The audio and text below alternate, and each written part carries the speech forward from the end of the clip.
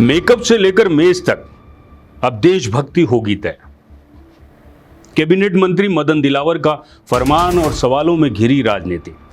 आज के बाद हमारे कार्यालय में काम आने वाले सभी सामान भारत निर्मित ही होनी चाहिए, बाहर की नहीं होना चाहिए, किसी भी कीमत पर नहीं होना चाहिए।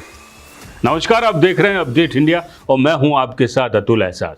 खास कार्यक्रम लेकर प्रजातंत्र। राजस्थान के शिक्षा मंत्री मदन दिलावर ने एक ऐसा देशभक्ति फरमान जारी किया है जिससे अब न केवल शिक्षकों की कलम बदलेगी बल्कि महिलाओं की मेकअप किट, अधिकारियों की टेबल पर रखी फाइलें और यहां तक कि कॉफी का मग भी स्वदेशी होना अनिवार्य हो गया है। आपको भी सुनकर थोड़ा आश्चर्य होगा। आश्चर्य की बात नहीं है साहब, आप सुनिए क्या कह रहे हैं हमारे मंत्री जी। बंधुओं और बहनों, हम सब चाहते हैं हमारा देश मजबूत हो, हमारा देश ताकतवर हो और इसलिए हमको भारत में निर्मित वस्तुओं का ही उपयोग करना चाहिए। चाहे हमारे मेकअप का सामान हो, चाहे हमारे ऑफिस में काम आने वाले सामान हो, चाहे दैनिक जीवन में उपयोग आने वाले सामान हो, सबको हमको भी जहां तक संभव हो कि विदेशी चीज के बिना काम चलेगा ही नहीं, तभी हम विदेशी चीज खरीदें, अन्यथा भारत में निर्मित सामान ही खरीदें। और इसलिए मैंने राजस्थान सरकार के शिक्षा विभाग, पंचायत राज विभाग और संस्कृत विभाग को निर्देश दिए हैं कि अब आज के बाद हमारे कार्यालय में काम आने वाले सभी सामान भारत निर्मित ही होनी चाहिए, बाहर की नहीं होना चाहिए, किसी भी कीमत पर नहीं होना चाहिए। यदि बहुत जरूरी है तो मंत्री स्तर से उसका अनुमोदन प्राप्त करें, स्वीकृति लें, उसके बाद ही खरीदा जा सकता है। अन्यथा यदि किसी अधिकारी ने खरीदा तो उससे व्यक्तिगत रूप से वसूली हो सकती है।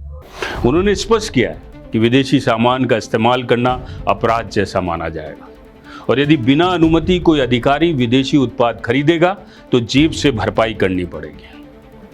कई प्रश्न उठ रहे हैं साहब, क्या यही है असली प्राथमिकता?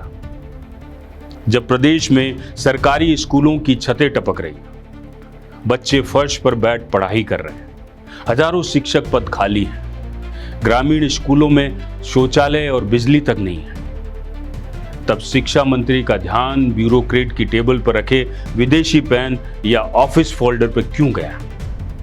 क्या कारण था? क्या देशभक्ति या दिखावी राष्ट्रवाद है? क्या स्वदेशी बनाम विदेशी की यह मुहिम असल शिक्षा सुधार में ध्यान भटकाने का एक तरीका है? जब स्कूलों में पाठ्य पुस्तकें समय पर नहीं पहुंचती हो और शिक्षकों को प्रशिक्षण नहीं मिलता, तब मेकअप किट में स्वदेशी लिपस्टिक की सलाह हास्यास्पद लगती है साहब। क्या सरकारी दफ्तरों में रखे फर्नीचर की राष्ट्रीयता तय करेगी कि अधिकारी कितना ईमानदार है? और भविष्य में क्या होगा? क्या महिला शिक्षिकाओं को अब स्वदेशी बिंदी का प्रमाण पत्र लाना होगा? क्या स्टेशनरी की हर फाइल पर लिखा होगा यह वस्तु भारत में बनी हुई है? क्या अब शिक्षा के बजट से पहले स्वदेशी प्रमाणन विभाग का गठन होगा? आपको हंसी आ रही होगी ये शब्द सुनकर, स्वदेशी प्रमाणन विभाग। पर हमको भी कहीं ना कहीं जब तीसरी आंख की तरीके से हम देखते हैं इसको तो लगता है ऐसा कि ये सब बयान क्यों?